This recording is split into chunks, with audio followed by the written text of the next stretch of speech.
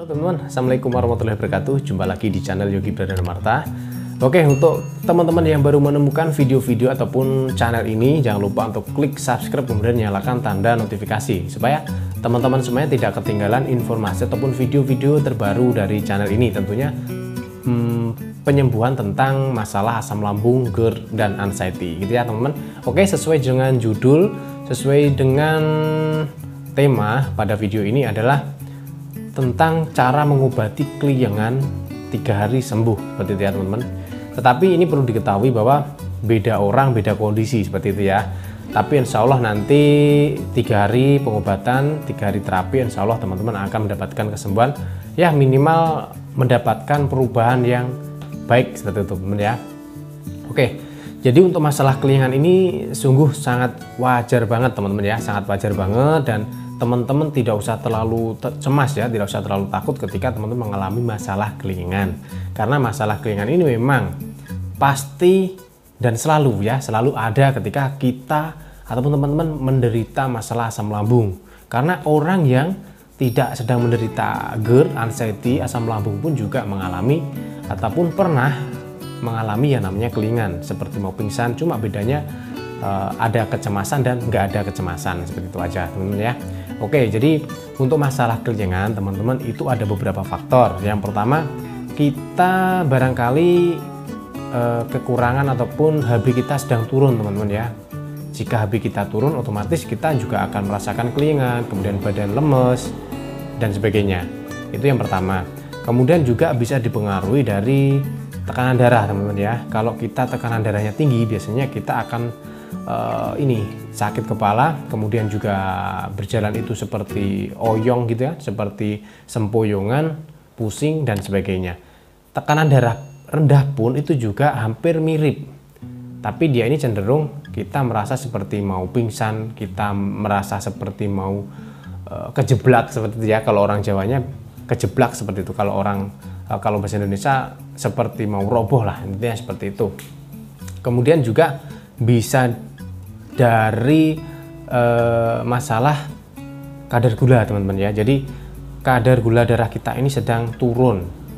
Biasanya kalau di angka 70 itu memang ya kita ini teman-teman, kita pasti sempoyongan teman-teman ya, sempoyongan, apalagi di bawah itu ya gitu ya. Nah, jadi kalau kita tahu beberapa faktor penyebabnya, insya Allah kita juga akan bisa mencari solusinya seperti itu teman-teman ya. Dan juga ini salah satunya juga yang memicu kita sempoyongan, kita keliengan itu yang pertama, yang selanjutnya itu adalah kita kurang istirahat ya, kurang tidur, kemudian juga masalah dehidrasi. Dehidrasi itu kurang minum teman ya, kurang cairan gitu. Nah, jadi setelah kita telusuri bersama, setelah kita telusuri sendiri-sendiri di rumah seperti itu ya, kira-kira apa yang kurang dari saya seperti itu. Tentunya teman-teman sudah pernah datang ya, minimal sudah pernah ke puskesmas, sudah pernah cek. Kalau saya dulu kebetulan ke lab teman-teman ya, ke lab, kemudian kita labkan aja, kita lihat mulai dari kolesterol, kemudian nanti kadar gula, kemudian nanti HB seperti itu teman-teman, kemudian juga tekanan darah. Nah, setelah semuanya sudah dilihat gitu kan, biasanya sih entah nanti ada tekanan darah kita agak rendah, kemudian juga ada kadar glukosa darah kita juga agak turun seperti itu teman-teman ya. Jadi ya gampang aja teman-teman, kalau kita memang kurang kadar gulanya kurang, kita ya cukupi kebutuhan glukosa dengan cara apa? Kita konsumsi madu rendah gas untuk teman-teman yang menderita masalah asam lambung ya. Madu yang rendah gas, teman-teman bisa menggunakan madu istighfar seperti yang sedang ada di samping saya seperti ini ya gitu. Kemudian kalau teman-teman HB-nya turun, biasanya sama dokter juga akan diberikan resep obat seperti itu ya. Untuk obatnya ya terserah dokter nanti apa yang akan diberikan kepada teman-teman. Nanti teman-teman minum gitu ya. Untuk makanan ya kita bisa konsumsi bayam seperti itu teman-teman ya. Gitu. Kemudian kalau kita dehidrasi ya, ya cukup kita dengan minum air putih sebanyak minimal 8 gelas lah ya. Cukupi paling enggak 2 liter 1 hari seperti itu ya, 8 gelas gitu ya. Jadi sebenarnya ketika kita itu mencari solusi teman-teman ya, ketika kita mencari apa yang bisa membuat saya sembuh, insya Allah banyak sekali cara yang bisa kita lakukan untuk mencapai kesembuhan itu gitu ya. Nah, ketika teman-teman sudah melakukan itu, mulai dari HB, kemudian glukosa, kemudian tekanan darah, kemudian dehidrasi gitu ya, kemudian juga masalah tidur ataupun istirahat seperti itu ya. Nah, ini juga bisa teman-teman lakukan sebagai resep di rumah teman-teman ya. Ini insya Allah 3 hari terapi seperti ini, insya Allah teman-teman akan ada perubahan masalah kelingan ini ya, kelingan sempoyongan seperti mau pingsan, seperti mau jatuh, seperti tiba-tiba itu nggak sadar seperti itu ya. Teman-teman bisa menggunakan satu madu istipar teman-teman ya. Ini harap diperhatikan teman-teman ya. Jadi teman-teman bisa menggunakan madu istipar. Untuk takarannya teman-teman bisa menggunakan sendok plastik ya, menggunakan sendok plastik. Kemudian teman-teman bisa tuangkan ke air hangat, kemudian dicampur dengan air biasa gitu ya, air putih seperti itu, kemudian kita aduk, kita minum. Teman-teman bisa minum ini sebelum makan, jadi 5 menit sebelum makan pagi teman-teman bisa konsumsi madu istipar 1 sendok dicampurkan dengan air hangat seperti itu ya, 1 gelas teman-teman minum, kemudian jeda 5 menit teman-teman sarapan seperti itu ya.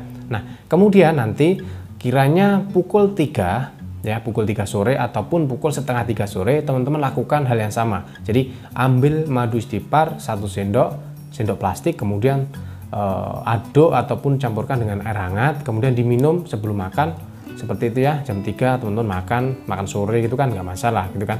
Nah, kemudian di waktu malam hari sekiranya sehabis maghrib teman-teman makan malam ya, makan malam porsi secukupnya, kemudian teman-teman konsumsi ini teman-teman ya. Teman-teman bisa konsumsi vitamin B, Neurobion Forte seperti itu ya. Nah, ini jadi Neurobion Forte ini mengandung vitamin B1, B6, B12 seperti itu ya teman-teman.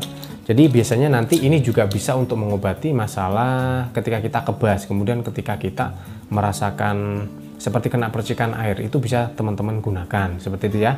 Jadi perlu diingat-ingat kembali, kalau pagi teman-teman nanti konsumsi madu istipar 1 sendok, dituang ke dalam gelas, kemudian campur dengan air hangat, diminum sebelum makan 5 menit gitu kan. Nanti malamnya teman-teman bisa konsumsi Neurobion Forte setelah maghrib ya, setelah makan seperti itu. Nah, itu teman-teman konsisten lakukan selama 3 hari ya, konsisten 3 hari. Kemudian teman-teman pastikan tidur cukup, kemudian juga istirahat cukup, dan minum air putih paling tidak 8 gelas sehari gitu ya. Pastikan itu ya, pastikan. Jadi tidur cukup, istirahat cukup, minum air putih 8 gelas sehari atau 2 liter lah seperti itu ya, 2 liter gitu teman-teman. Kemudian konsisten itu tadi minimal 3 hari, 4 hari ya, paling enggak 3 hari lah. Apalagi kalau seminggu, insya Allah akan lebih total sembuhnya seperti itu ya. Dan jangan lupa ketika pagi hari sekitar pukul 9 teman-teman bisa olahraga ringan aja teman-teman, gak usah yang berat-berat. Karena ketika nanti kita olahraga yang agak berkeringat aja, olahraga yang intensitasnya agak agak berat, biasanya teman-teman akan keliengan, teman-teman akan cemas lagi seperti itu. Jadi kita olahraga yang penting bisa keluar keringat gitu ya, supaya racun-racun ataupun penyakit-penyakit yang ada di dalam tubuh bisa dikeluarkan melalui keringat gitu ya teman-teman. Nah, itu adalah beberapa tips dari saya gitu ya. Jadi mulai dari istirahat cukup, kemudian juga kebutuhan air ya, kemudian juga yang paling penting tadi konsumsi madu istipar pagi dan sore, kemudian malamnya teman-teman bisa konsumsi Neurobion Forte yang warnanya pink gitu ya, bukan yang putih ya teman-teman, tapi yang warnanya pink. Itu yang pernah saya lakukan. Jadi insya Allah nanti teman-teman lakukan 3 hari konsisten seperti itu ya, dengan pokoknya teman-teman wajib untuk berdoa ya, wajib untuk berdoa. Insya Allah nanti akan diberikan kesembuhan, minimal akan diberikan perubahan yang baik seperti itu ya teman-teman ya. Sekali lagi, ketika teman-teman merasa keliengan itu hal yang lumrah ya, jadi bukan hanya teman-teman yang merasakan anxiety, asam lambung, GERD seperti itu. Jadi orang normal pun, orang yang tidak sakit pun itu juga pasti merasakan yang namanya keliengan ya gitu ya teman-teman. Jadi nggak usah takut, nggak usah cemas, karena penyakit asam lambung ini tidak berbahaya ya. Banyak sekali yang udah sembuh. Saat ini banyak sekali yang udah sembuh, tapi memang juga banyak yang saat ini sedang ataupun baru-baru mengalami masalah asam lambung seperti itu ya teman-teman. Jadi nggak usah takut ya.